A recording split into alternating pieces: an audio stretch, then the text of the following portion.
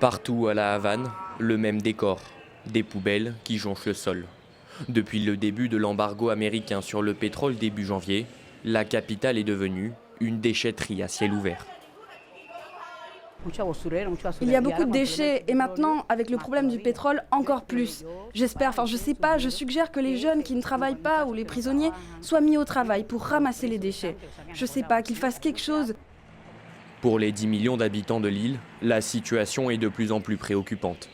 Habitués aux coupures de courant quotidiennes, à la raréfaction des denrées alimentaires, de l'eau potable et du carburant, les Cubains sont à bout de force.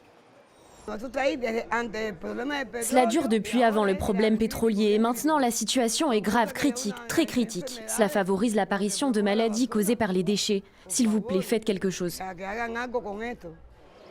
Une situation critique dénoncée par l'ONU qui s'était opposée en vain à l'embargo imposé par Washington. Le secrétaire général suit de très près la situation à Cuba. Et je peux vous dire qu'il est très préoccupé par ce qu'il se passe dans ce pays.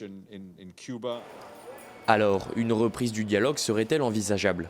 Donald Trump, le principal concerné, n'en est pas convaincu.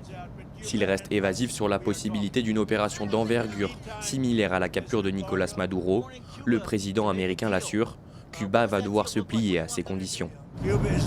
Cuba est aujourd'hui un pays en faillite. Ils n'ont même pas assez de carburant pour faire décoller leurs avions. Ils bouchent leurs pistes d'atterrissage. Nous sommes actuellement en pourparlers avec Cuba. Marco Rubio est actuellement en pourparlers avec Cuba. Et il devrait absolument conclure un accord. Pour faire face à la crise, les Cubains peuvent compter sur la solidarité de quelques pays. Le Mexique notamment a envoyé la semaine dernière 2 navires, transportant chacun 800 tonnes de marchandises.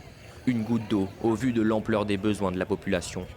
La Russie, de son côté, devrait envoyer du pétrole dans les prochains jours, alors que le chef de la diplomatie cubaine rencontre aujourd'hui à Moscou son homologue Sergueï Lavrov.